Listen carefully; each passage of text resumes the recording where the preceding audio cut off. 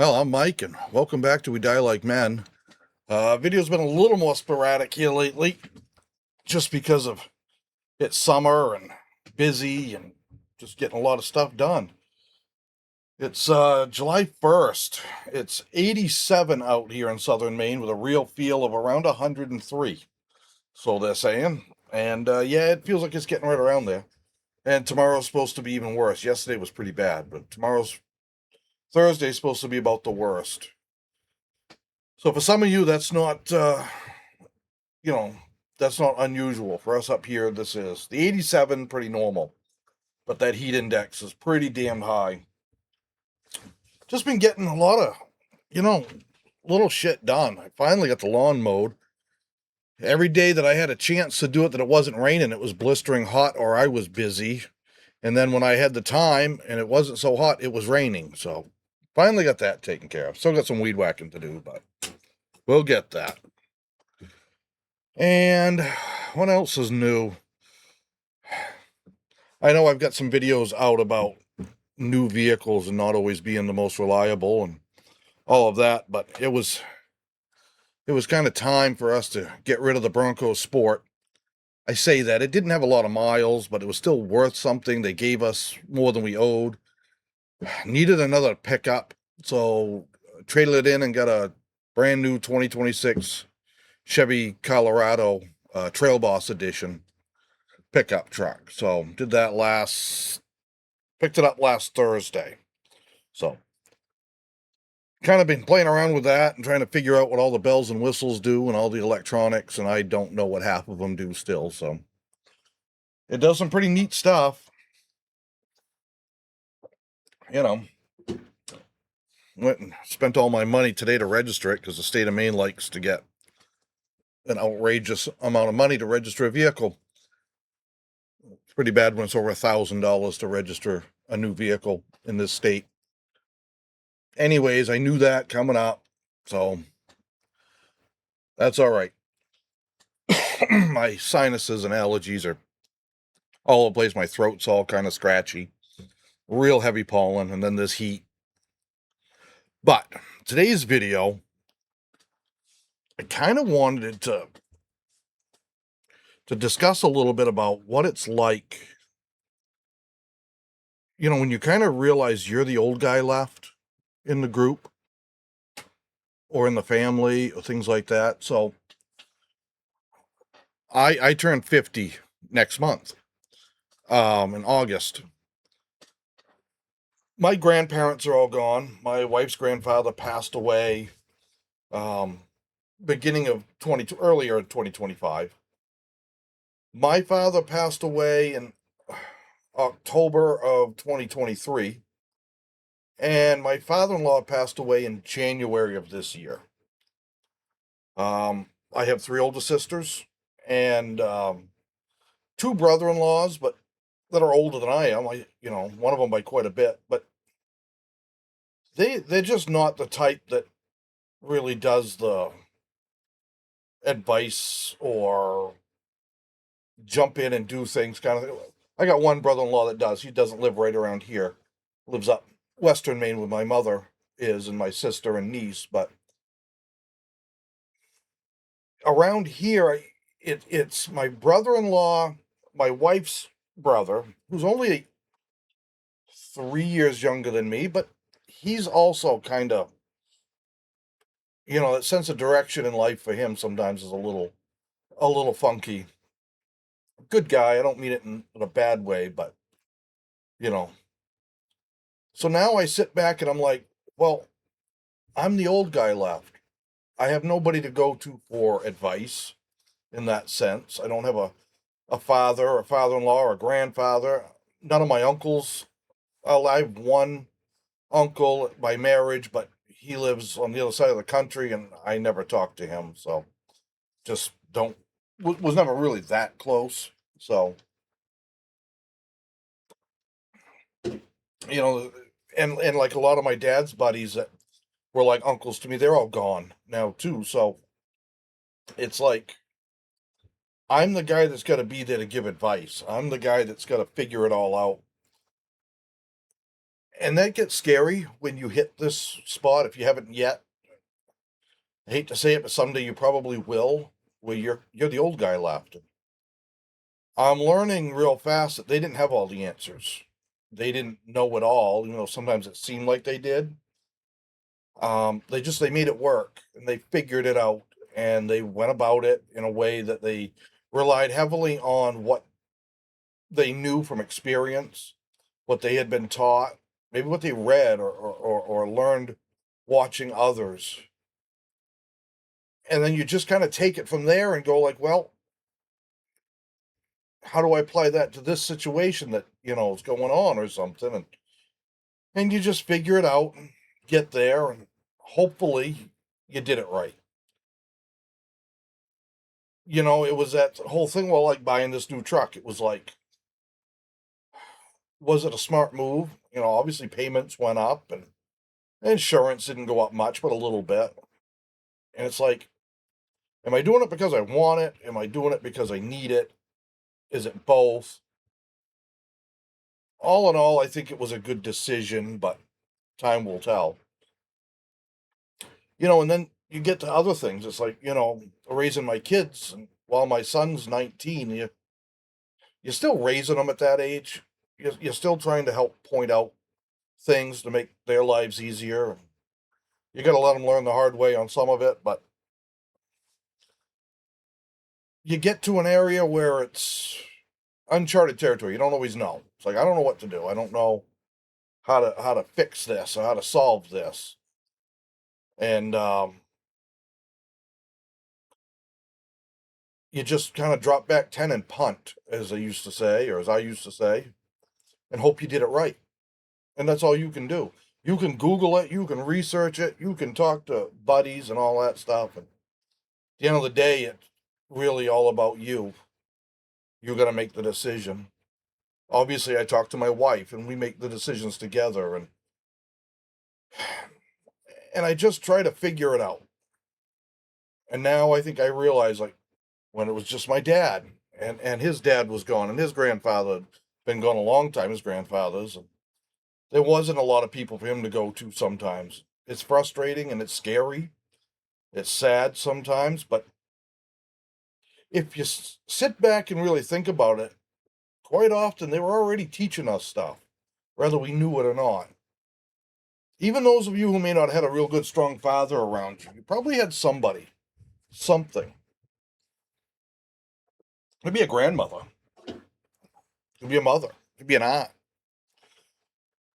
that was trying to teach you in a subtle way, maybe without coming right outright and saying, "I'm going to teach you how to do this," or "Here's a lesson for you." They were doing it by example. They were leading that way, and they were teaching people how they were doing it, and it's what worked for them. It's all they knew probably too. So that's okay. It doesn't have to be perfect. It's got to get you through to the next day. Hopefully, you string those together and you get through life. But it is it's kind of hard. There's times when I just want someone's honest opinion on it. I don't always have that. Somebody that's got the experience, someone older than me that's been through it and done it. My mother-in-law's here, but she hasn't done a lot of those things, and she relied pretty heavily on her husband to help with those decisions or make those decisions. When we were at my father-in-law's celebration of life just not too long ago. While he passed in January, we waited until into June to do a get together. An old timer that's friend of the family's come up to me and he said, "You're the old man of the house now. It's up to you." I'm like, "Yeah, I know. I've been thinking about that, but it really hit me more when he said it. It's kind of like a passing of a torch, torch I didn't want yet, because that meant all of them were gone, and I don't like that. But it is what it is, and I got to do it. Now I can shrink away from it and hide in the corner, and let whatever happens happens. That's not fair to them. my family and stuff. It's not fair to those men that went before me that didn't do that for me to be the one that drops the ball. That's not right. It's not fair to me to not give it my best. And it's not the right thing to do. It's time that I buckle down more on that, make some more of those decisions, which can be difficult, especially when you've got, sorry, but my throat is scratchy, a little bit sore. Ice water's helping. And talking just kind of makes it a little rougher. Yeah, I know it's just allergies. I'm pretty darn sure. Maybe I'm coming down with something. Who knows? The summertime cold. If you ever get one, they're the worst. But it's a little hard when it seems like you're trying to replace others, and when that other is not your father, but your wife and her brother's father and your mother-in-law's husband. There's resentment there, and I'm not trying to replace him, and I can't in that sense. But I got to step up and do certain things. And my mother-in-law, as much as I love her right to death, is a pretty hard-headed woman and very set in her ways. So there's going to be some headbutting there, but there's things that's got to be done. Things around the house that's got to be done that we got to do. So this is always a little bit of a, you don't want to step on toes. You don't want to push away the memories of somebody else or how they did it that these people were so used to, but yet you got to do it and you got to do it the way you know how. So, but being the old guy in the room ain't all that bad either. It's kind of nice when people come to you for advice. It's kind of nice when you look back at the things that you're doing and you know you're doing it for everyone else's betterment, not just yours. And a lot of times it's to my detriment sometimes, but it's what's right for everyone else, and that's what needs to be done.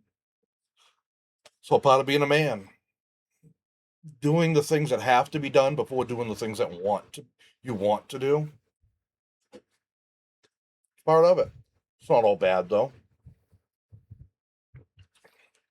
I kind of growing to enjoy that. While I miss my father and my father-in-law and my grandfather, my wife's grandfather, who literally lived right next door to us. Um, I miss the conversations. I miss the stories. I miss the advice, whether it was sought out or not. They usually were quick to offer advice. My father-in-law, not so bad. But my dad, my wife's grandfather, were closer in age. My father and her grandfather were 8 years apart in age. Her grandfather was, 8 years older.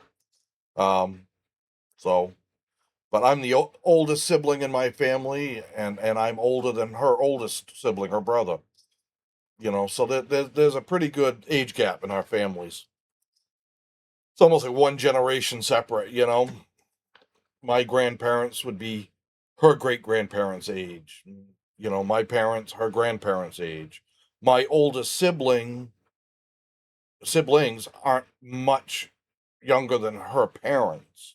They are by a bit, but like 9, 10 years kind of thing. So, but it's funny how you kind of step in and do it, and sometimes you don't even realize that you're doing it. I mean, you know that you're doing the stuff, but you don't really realize sometimes until it's all of a sudden like, huh, yeah, I guess this is all up to me now. You know, you'll find yourself there someday, and it may sound weird, but I hope you do, because if you do find yourself there, it means that you've had people around you that you cared about and cared about you, and now you've got to take over for them, and you got people around you that care about you and need you, and it's nice to have people that need you. It's nice to be wanted. It's nice to be needed, and that's an important thing. And I think it's something that younger guys a lot of times take for granted or don't realize. how big a deal that is, how important that is. So learn everything you can now so you can not only do the things you've got to do, but so you can pass it on because it's so important. We don't want the things that we know how to do now to die out. Um, I think back to, the things that my grandparents and parents could do that so many people these days don't have any clue how to. You know, just taking care of simple things around the house, um, fixing and maintaining things, cooking, canning and preserving foods, and mending clothing or whatever. Oh, so many younger people don't know how, and it sounds foolish, but they're all part of a bigger, more important thing of knowing how to be self-sufficient and self-sustaining and self-fulfilling in the sense of having you be able to fulfill your own needs. Now, we can't do it all alone, and none of us do. And I just hope that everybody that watches this realizes that those around us won't be around us forever. Learn what you can from them, take what you can of that knowledge, and hone it and turn it into your own because you're going to need it. I swear to God, it seems like just yesterday I was in my early 20s, footloose and fancy free, no kids, no nothing like that, girlfriend. But, you know, my time and my money was mine. Few little bills here and there, had some rent, had a car payment, insurance. Didn't have much. Didn't need much, didn't want much. Had what I needed. And if I wanted to go drinking and partying all weekend, I could. All I had to do was make sure I was ready for work Monday morning. Um, now I look and I've got people that depend on me for the roof over their head, food on their table, and the clothes on their back. But I enjoy that. It's nice to have them around. It's nice to have something that grounds you and gives you roots. So strive for that. Learn, figure it out, ask questions. Listen to the old timers when they're telling you something. You might think they don't know what they're talking about because times have changed so much. Well, they have, but there's certain things that never do. Certain things are still just the same. Certain things in life will always be there. You got to take care of yourself. You got to help others. You're going to have responsibilities, and someday they're all going to be on your shoulders. Don't run from that. Don't fear that. Prepare for it. And then it's not that bad. And one day you'll wake up and realize that, well, no, you're not in your 20s and footloose and fancy free. You know what you're doing. And things aren't as scary as they once were. Hopefully. But that'll be up to you more than anybody else. They can teach it. They can't make you learn it. Damn phone calls. Always trying to sell you something you don't want, right? All right, I'm going to keep this one fairly short. I don't know if I'll get one out for Friday. I'm going to try to get this out today, Wednesday. And other than that, try to behave. I will try to get something out around. I want to get something out for the 4th. I really do. Doing a big fireworks display here. I'm going to try to have somebody record it. Maybe put up a short. I've never put up a short on this channel. Something, just showing some of the fireworks we did here. And then Monday, I should be pretty much right back in it. If not, it'll be Tuesday. I got a few things to take care of, but I want my video uploads to kind of be like, I was going to try to do 3 days a week. That's getting a little much. Monday and Fridays, or like Tuesdays and Fridays, something like that. Kind of what I'm thinking. So bear with me and see what we can do. All right.